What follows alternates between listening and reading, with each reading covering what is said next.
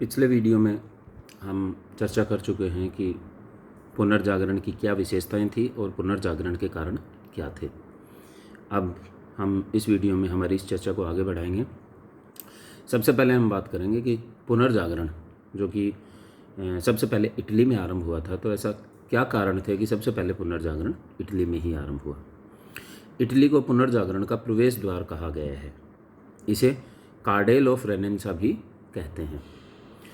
तो कुछ कारण थे जिनकी वजह से सबसे पहले पुनर्जागरण ने इटली को प्रभावित किया, और उनमें है इटली रोमन संस्कृति का प्रमुख केंद्र था, अतः ग्रीको रोमन संस्कृति का पुनरुत्थान इटली में ही संभव था।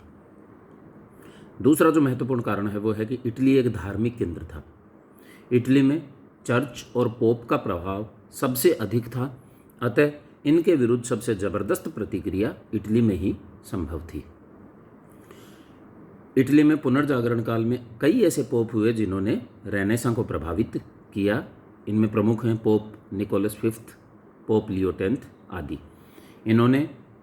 ये जो पोप थे, इन्होंने प्राचीन क्लासिकल साहित्य और ग्रीको रोमन कला को संरक्षण दिया। इटली की एक जो भौगोलिक स्थिति है उसका भी एक बहुत बड़ा रोल रहा कि पुनर्जागरण का प्रारंभ इटली से ही हुआ। भौगोलिक खोजों से पूर्व भूमध्य सागर में जो समुद्री गतिविधियाँ होती थी उनका सबसे अधिक प्रभाव इटली पर ही पड़ा। इस कारण से परिवर्तन इटली में ही संभव था, और ये भी कहा जाता था कि भूमध्य सागर एक रोमन झील बन गया है। एक अन्य कारण जो है वो है आर्थिक विकास, विशेषकर व्यापार के क्षेत्र में। मध्य युग के अंतिम चरण में इटली में कई व्यापारिक केंद्र स्थापित हुए, जैसे फ्लोरेंस, लूका, सिएना, जेनोआ, प्रेटो आदि। तो ये जो व्यापारिक केंद्र थे, इन्होंने भी इटली में पुनर्जागरण को आरंभ करने में एक महत्वपूर्ण भूमिका निभाई। और ये भी कह सकते हैं कि इस नई आर्थिक व्यवस्था का जाम सबसे पहले इटली के व्यापारियों ने ही पिया, और जो इटली में आर्थिक समृद्धि आई, उस आर्थिक समृद्धि के कारण साहित्य, कला और विज्ञान के क्षेत्र में अभूतपूर्व उन्नति हुई। तो ये कुछ महत्वपूर्ण कारण थे जिनकी वजह से पुनर्जागरण सर्वप्रथम इटली में ही आरंभ हुआ, और इटली के पश्चात उसने संपूर्ण यूरोप को प्रभावित किया। अब चर्चा को आगे बढ़ाते हुए हम बात करेंगे कि पुनर्जागरण का साहित्य, कला, विज्ञान, भौगोलिक खोज, जो ये अलग अलग क्षेत्र थे, इनके ऊपर क्या प्रभाव पड़े। तो सबसे पहले हम बात करेंगे कि पुनर्जागरण का साहित्य पे क्या प्रभाव पड़ा। पुनर्जागरण में जो साहित्य तैयार किया गया उसमें देशज भाषा का प्रयोग किया गया, और जो साहित्य रचा गया वो जनसाधारण के लिए साहित्य रचा गया। इस काल में जितने साहित्यकार हुए उतने किसी एक काल में नहीं रहे, और इस काल में जो साहित्य रचा गया वो बड़े उच्च स्तर का साहित्य था। सबसे पहले हम बात करेंगे इटली का साहित्य। इटली के साहित्यकारों की बात करते हुए सबसे पहले जो नाम आता है वो है दांते। यह 13वीं-14वीं शताब्दी का इटालियन साहित्यकार था, फ्लोरेंस का रहने वाला था। जो इसकी प्रमुख कृतियां हैं उसमें एक सबसे प्रमुख कृति इसकी है द डिवाइन कॉमेडी, और इस पुस्तक में दांते ने मृत्यु के पश्चात आत्मा की स्वर्ग और नरक की काल्पनिक यात्रा का वर्णन किया है। इस पुस्तक में वो प्रेम, देशभक्ति और एकीकृत इटली की कल्पना भी करता है। एक अन्य कृति जो दांते की है वो है द मोनार्क, और इस पुस्तक में दांते ने गैर धार्मिक कार्यों में सम्राट की सर्वोच्चता पर बल दिया है। दांते को इटालियन कविता का जनक कहा जाता है, और उसकी तुलना होमर से की जाती है। इटालियन साहित्यकारों में जो दूसरा नाम आता है वो है फ्रांसिस्को पेट्रार्क। फ्रांसिस्को पेट्रार्क ये 14वीं शताब्दी का इटालियन साहित्यकार था, फ्लोरेंस का रहने वाला था। ये कहा जाता है कि इसने पुस्तकालय की परंपरा आरंभ की। इसने अफ्रीका नामक एक लंबा गीत लिखा था जिसमें सीपियों के अद्भुत जीवन का वर्णन किया गया है। इसने फैमिलियर लेटर्स के नाम से भी एक पुस्तक लिखी थी जिसमें सिसरो, वर्जिल, होरेस आदि क्लासिकल विद्वानों को संबोधित किया। इसने लाइफ ऑफ इलस्ट्रियस मैन नामक पुस्तक भी लिखी जिसमें रोमन इतिहास की 31 विभूतियों के जीवन का वर्णन इसने किया है। इसके अलावा इसने 14 पंक्तियों की सोनेट टू लोरा नामक कविता भी लिखी, और ऐसा माना जाता है कि पेट्रार्क ने 14 पंक्तियों की सोनेट्स लिखने की परंपरा शुरू की। पेट्रार्क को प्रथम आधुनिक पुरुष, मानववाद का जनक और पुनर्जागरण का जनक भी कहा जाता है। जो अगले साहित्यकार हैं वो हैं गियोविनी बोकेचियो। ये भी 14वीं शताब्दी के इटालियन साहित्यकार थे और इसने जो पुस्तक लिखी उसका नाम है डेकामेरन, और ये पुस्तक 100 हास्य कहानियों का संग्रह है। गियोविनी बोकेचियो को लैटिन गद्य का जनक भी कहा जाता है। अगला जो नाम इटालियन साहित्यकारों में हम लेंगे वो हैं अरिस्टो। ये 15वीं शताब्दी का इटालियन साहित्यकार था और इसने जो महाकाव्य लिखा उसका नाम था ओरलैंडो फ्यूरियोसो। अगला महत्वपूर्ण नाम इटली के साहित्यकारों में है वो है मैकियावेली। यह 15वीं-16वीं शताब्दी का एक राजनीतिक विचारक था। इसकी प्रमुख कृतियों में the Prince, the art of war. The Prince की तुलना कौटिल्य के अर्थशास्त्र से भी की जाती है। मैकियावेली ने मैंड्रागोला नामक इटालियन नाटक भी लिखा, और एक और पुस्तक जो इसके द्वारा लिखी गई वो है the history of Florentine Republic. एक अन्य पुस्तक जो इसके द्वारा लिखी गई वो है द डिस्कोर्सेज ऑन लिवी।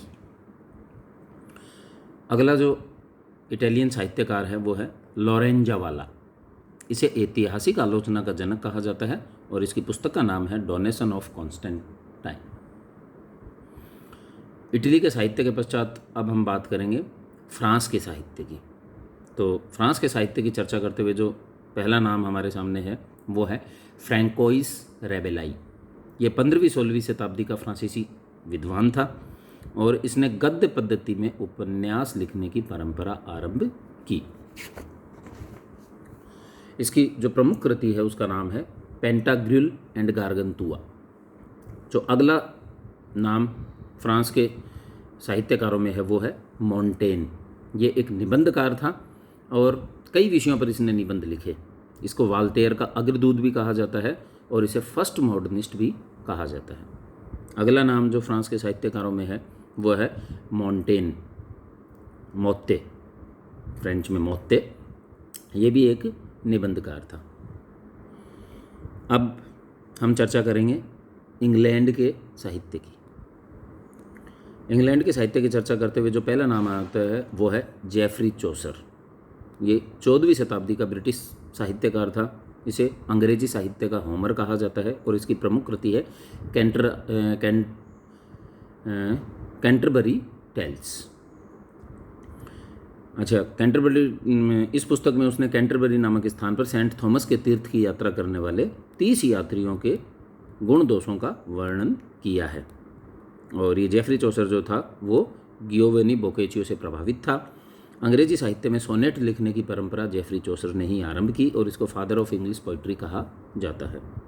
अगला जो महत्वपूर्ण नाम इंग्लैंड के साहित्यकारों में वो है थॉमस मूर। ये 15वीं-16वीं शताब्दी का अंग्रेजी साहित्यकार था और इसने यूटोपिया नामक एक काल्पनिक ग्रंथ लिखा।